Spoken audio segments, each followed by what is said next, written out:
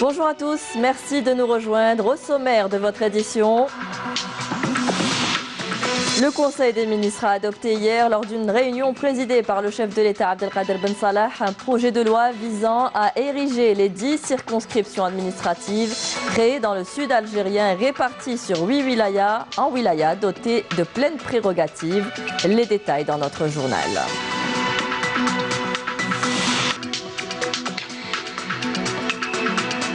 Le général de corps d'armée Ahmed Gaïd Salah, vice-ministre de la Défense nationale, chef d'état-major de l'armée nationale populaire, effectue aujourd'hui une visite de travail et d'inspection au commandement des forces aériennes. Clôture du Salon international du tourisme et des voyages hier au Palais de la Culture. Nous reviendrons sur les 3 jours de la manifestation et des opportunités mises en avant pour relancer la destination Algérie. Et nous découvrirons dans ce journal le musée public maritime situé à l'Amirauté. Il a accueilli une journée d'études portant sur l'inventaire du patrimoine culturel. Bienvenue à tous. Retour donc ce matin sur la réunion du Conseil des ministres tenue hier sous la présidence du chef de l'État Abdelkader Ben Salah. Plusieurs dossiers étaient inscrits à l'ordre du jour. Le chef de l'État a d'abord passé en revue la situation politique du pays à la veille d'une échéance électorale, tout en saluant la stabilité dans laquelle se déroule la campagne électorale et le rôle de l'ANP dans le maintien de la sécurité du pays. Le Premier ministre Nourdine Bedoui a par ailleurs exposé le bilan des activités économiques et sociales réalisées par le gouvernement depuis le dernier Conseil des ministres. Les détails avec Amel Essiridir.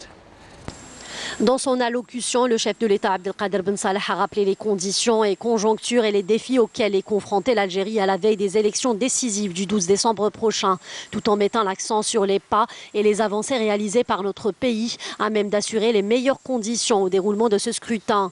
À ce titre, le chef de l'État est revenu également sur le début de la feuille de route électorale ainsi que les mécanismes ayant suivi ce processus, notamment l'initiative du lancement du dialogue national qui a abouti à l'installation d'une instance nationale indépendante des élections ayant permis de relancer le processus et d'ajuster les paramètres de la campagne électorale qui, rappelle le chef de l'État, se déroule dans des conditions stables. Dans son allocution, Abdelkader Ben Salah a mis en avant le sens du patriotisme chez l'ensemble des citoyens sortis depuis le 22 février dernier à travers des marches pacifiques. Le chef de l'État Abdelkader Ben Salah a dans le même sillage rendu un vibrant hommage aux services de sécurité qui ont accompli leur travail avec courage et abnégation, loin de toute pratique répressive. Lors de son allocution, le Premier ministre Nourdine Bedoui a fait un bilan des activités réalisées depuis le dernier Conseil des ministres qui s'est tenu le 13 octobre 2019. Compte tenu des derniers développements sur le plan politique, économique et social et en dépit de la conjoncture particulière que traverse notre pays, des efforts conséquents ont été consentis dans de nombreux secteurs afin de répondre aux besoins des différentes catégories de la société. Dans le cadre d'un travail gouvernemental appuyé par le chef de l'État, tous les projets sont en cours de concrétisation et cela se reflète sur le quotidien des citoyens et l'équilibre économique du pays. Des réalisations qui ont vu le jour dans la sérénité et la stabilité grâce aux efforts de notre armée nationale populaire, digne héritière de l'armée de libération nationale.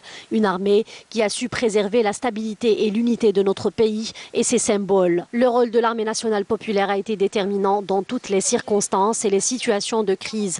L'ANP a à sa tête le Moudjahid, le général de corps d'armée, vice-ministre de la Défense nationale, chef d'état-major de l'ANP, représentant l'espoir auquel aspirent les citoyens et pour cela, elle mérite toute notre considération et notre respect. Selon le Premier ministre, notre pays connaît une situation inédite dans la pratique démocratique, faisant ainsi un pas gigantesque vers la réalisation de la volonté populaire et la concrétisation d'une vraie démocratie.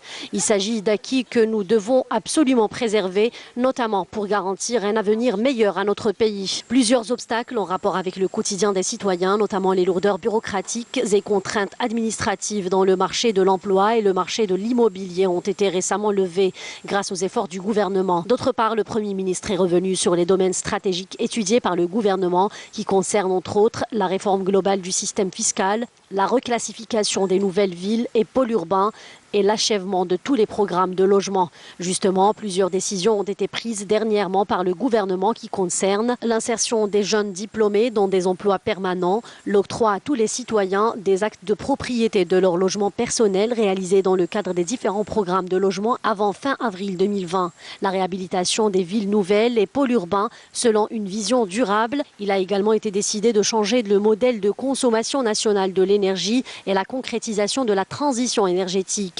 L'économie du savoir fondée sur le capital humain, la numérisation et la recherche scientifique. La relance de l'activité des entreprises économiques nationales, en particulier les entreprises publiques, en développant son rendement et en revoyant sa gestion. La réforme complète du système fiscal. Il s'agit également de réformer la gestion des banques publiques, la relance du développement de la filière céréalière et enfin le renforcement du système national dans le domaine de la sécurisation de l'aviation civile. L'Algérie passera dans 4 années de 48 wilayas à 58, le temps de leur mise en place. Le Conseil des ministres a adopté hier un projet de loi visant à ériger les 10 circonscriptions administratives créées dans le sud algérien et réparties sur 8 wilayas en wilayas dotés de pleines prérogatives. Objectif, assurer une répartition équilibrée du territoire et améliorer le développement économique de ces régions. Nesrine Ben Saidi. 58 wilayas en Algérie au lieu de 48. C'est ce qui résulte du nouveau découpage administratif proposé dans le projet de loi présenté par le ministre de l'Intérieur, des collectivités locales et de l'aménagement du territoire et adopté en Conseil des ministres. Timimoun, Bourdjbadji Mokhtar, Ouled Djellal, Bni Abbas, Insalah, Ingezem, Tougourt, Janet, El Mghir et Mnia auront leurs pleines prérogatives d'ici 4 années. Un découpage qui vise à décentraliser, assurer une répartition équilibrée du territoire, améliorer son attractivité de manière à répondre aux exigences du développement socio-économique au profit des citoyens, notamment dans les régions frontalières, et à rapprocher les services publics de ces régions. La dynamique économique escomptée à travers ce découpage ambitionne même d'ériger cette région en pôle régional par excellence. Afin de concrétiser ce projet, le chef de l'État Abdelkader Ben Salah a mis en œuvre un mécanisme spécial à même d'ajuster les aspects techniques concernant la concrétisation de la création de ces nouvelles wilayas. Un autre projet a été aussi validé portant création de circonscriptions administratives dans les hauts plateaux afin de créer une dynamique au niveau de cette zone et afin de relier les régions du Nord au sud du pays. Conformément aux objectifs du plan national du territoire à l'horizon 2030, ce projet vise la création de 44 nouvelles circonscriptions administratives réparties à travers 19 wilayas. Les régions du Nord ne sont pas en reste puisque le chef de l'État a donné instruction pour préparer un nouveau découpage touchant le Nord tout en mettant les moyens humains et matériels nécessaires pour la concrétisation de ces projets. Le Conseil des ministres a également adopté un projet de loi présenté par le ministre de l'Enseignement supérieur et la Recherche scientifique. Il concerne la définition des missions du Conseil national de la recherche scientifique et technologique. Il sera chargé d'accompagner les pouvoirs publics dans la définition des politiques nationales dans le domaine de recherche scientifique et le développement technologique. Il aura aussi pour mission d'évaluer l'efficience des dispositifs de valorisation des résultats de la recherche au profit de l'économie. Ce projet vise la création d'un organe consultatif indépendant qui accompagnera les autorités publiques dans la mise en place des politiques nationales dans ce domaine. Ce conseil sera rattaché au service du Premier ministre et sera composé de chercheurs et de personnalités scientifiques. Un autre projet présenté par la ministre de la Poste et des Télécommunications a aussi été adopté. Il s'agit du projet de télécommunication radiophonique. Ce projet vise à combler un vide juridique pour protéger les ondes de la radio. Un autre projet présenté par le ministre des Transports et des Travaux publics a aussi été adopté. Il concernera l'orientation et l'organisation du transport urbain. Par ailleurs, le Conseil des ministres a adopté un autre projet relatif à l'installation des employés. Un autre projet validé autorisant l'Algérie à participer au capital 2018 de la Banque mondiale. En outre, le Conseil des ministres a adopté 3 autres projets de décret présidentiel relatifs à la validation des contrats de recherche sur les hydrocarbures et leur exploitation. Par la suite, le Conseil des ministres a écouté un exposé portant sur le projet d'un décret exécutif relatif à l'annulation de la classification des terres agricoles destinées à la réalisation de logements et d'équipements publics au niveau de certaines wilayas. Un autre exposé a été présenté autour de la régularisation et la préparation des contrats de propriété des logements publics réalisés par les organismes publics. En définitive, le Conseil des ministres a étudié des décisions concernant la nomination et la fin de mission de hauts fonctionnaires de l'État. À la clôture du Conseil des ministres, le chef de l'État, Abdelkader Ben Salah, a tenu à remercier les membres du Conseil des ministres sur l'ensemble des contributions et des interventions ayant permis de fructifier les débats autour des questions relatives à l'ordre du jour. Le chef de l'État est également revenu sur les efforts consentis par le gouvernement à même de promouvoir le développement local à travers l'ensemble du territoire national. À ce titre, le chef de l'État a appelé le gouvernement à fournir davantage d'efforts dans différents secteurs afin d'assurer une meilleure prise en charge des revendications des citoyens.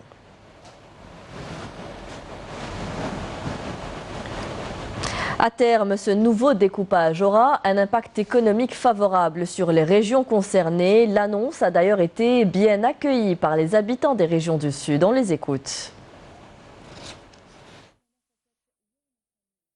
تمنوا المبادرة اللي دارها رئيس الدولة السيد بن صالح عبد القادر بن صالح ورئيس الحكومة السيد بدوي اللي دارها لسكان مدينة جانيت ولات ولاية رسمية الحمد لله. مشكورين على هذا النبأ الجديد كون الولاية طلعت بكامل الصلاحيات ومنفصلة على ولاية تيليزي، واحنا مشكورين مسرورين جدا جدا جدا على هذا النبأ. نشكر السيد بن صالح على هذا القرار واحنا فرحانين حقيقة. احنا كمواطنين تاع مدينة جانت رانا نتمنوا هذا القرار اللي اتخذته الحكومة في هذا اليوم اللي نقدروا نقولوا راه يوم تاريخي بالنسبة لسكان المنطقة، وان شاء الله باذن الله تتحسن الاوضاع، لانه هذا الحلم اللي احنا انتظرناه ممكن من 2016 وين يعني الوزير الاول طلع الولايات المنتدبه الى او الدائره الى ولايه منتدبه. والحمد لله دوك بقى حاجه واحده برك نتمناو انه يعني سكان المنطقه يعني ينوضوا يعني بهذه الولايه لانها فتيه باش تدخل في مصاف الولايات الكبرى إن شاء الله. هو قرار تاريخي وفي مصلحة الشعب، وحاجة مليحة تقريب الإدارة للمواطن، سياسة تقريب الإدارة للمواطن. كل فرح يعني تقسيم ولاية تقرنت وباقي الولايات المنتدبة إلى ولاية بكامل الصلاحيات.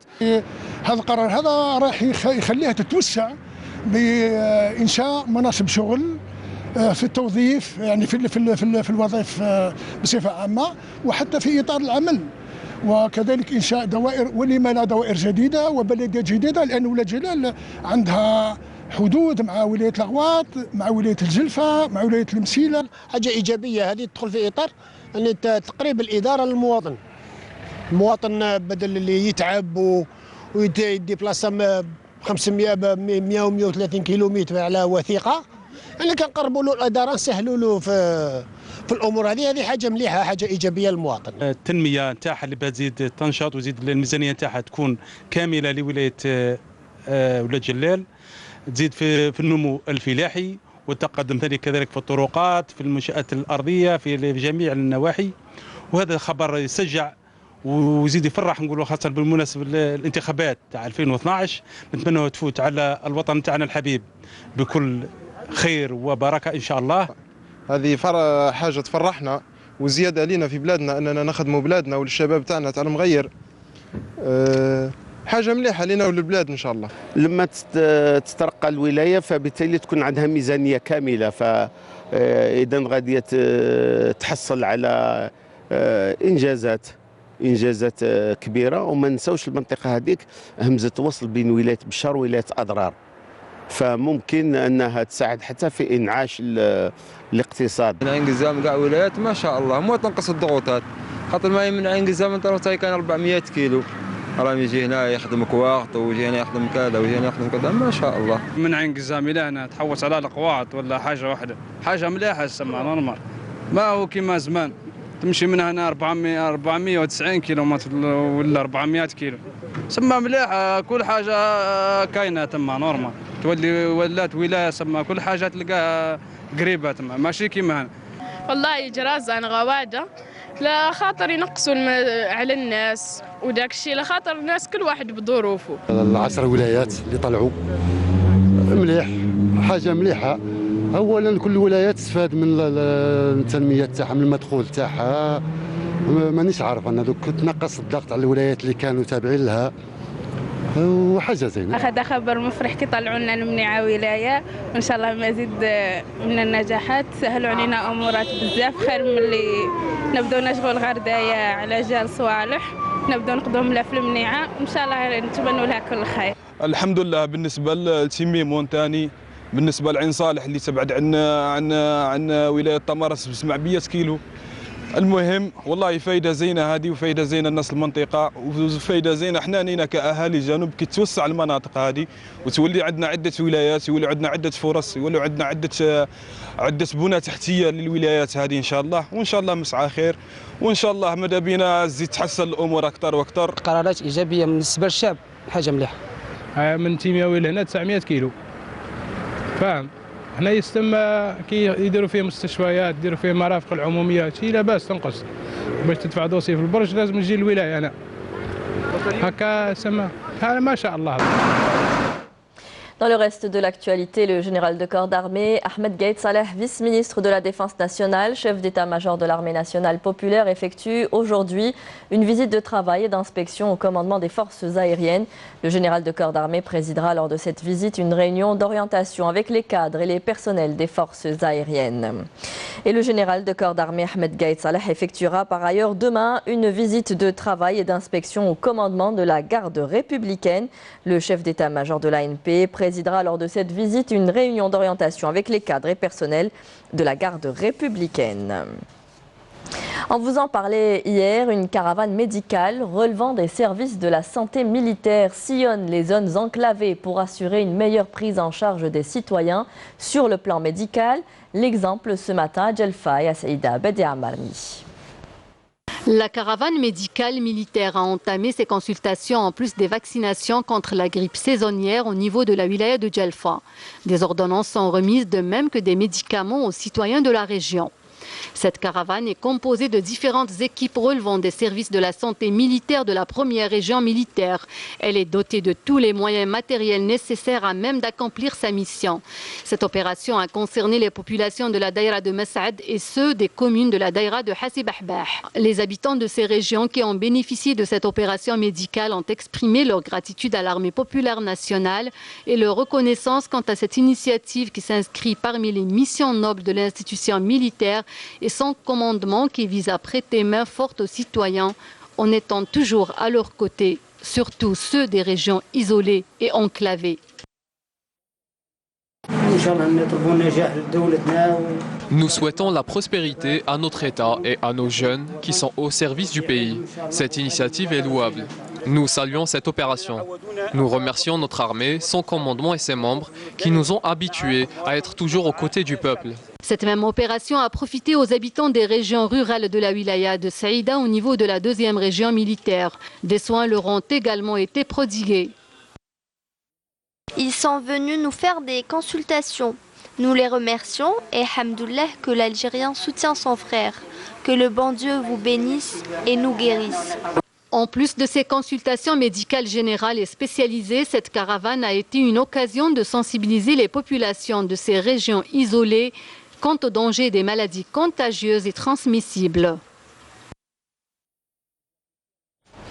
Dans le cadre de la lutte contre la contrebande et la criminalité organisée, des gardes-frontières ont saisi il y a 2 jours une grande quantité de kif traités s'élevant à 2 quintaux, 92 kg et 700 grammes suite à une patrouille de recherche et de fouilles menée dans la localité de Nsissa dans la commune de Mourel-Abchar.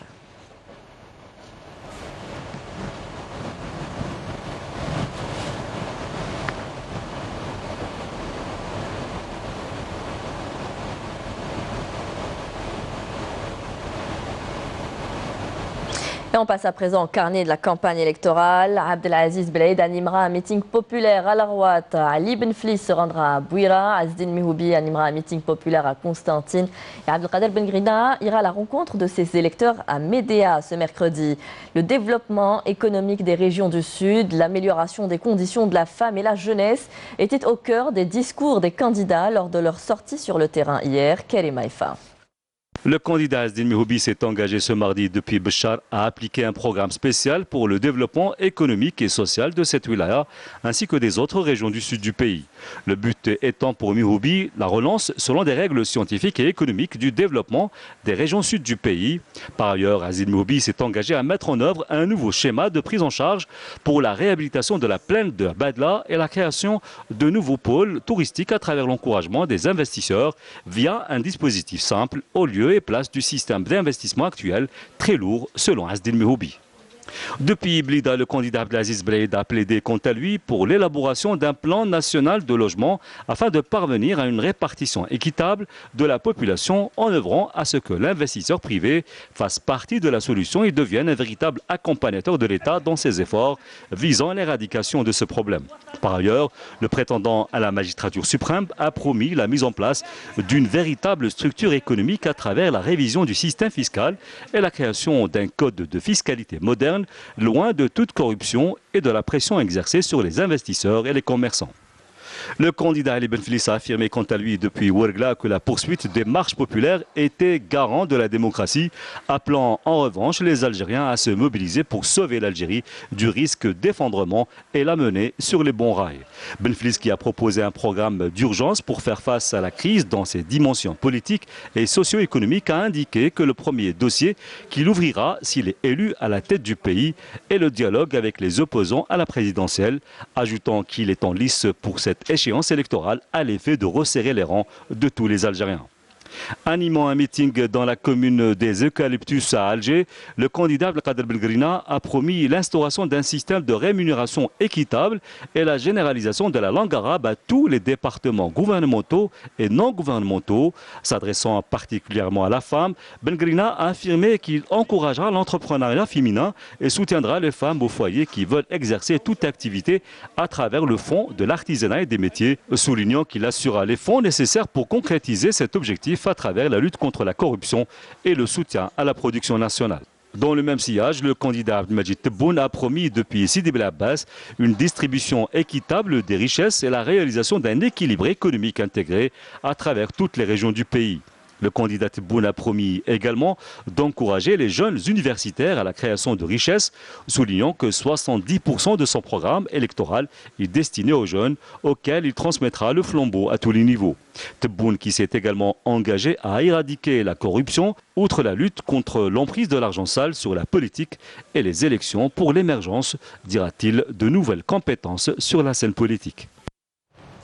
La 20e édition du CITEV, le Salon international du tourisme et des voyages, s'est clos hier. Une manifestation qui a pour but de relancer la destination Algérie. Étalée sur 3 jours, les participants ont pu mettre en avant leur savoir-faire et proposer de nouveaux produits à même de booster le secteur. Le CITEV a été d'ailleurs rehaussé cette année par la présence de nombreuses start-up. Camélia Melal ou plutôt Fariel Hamdi.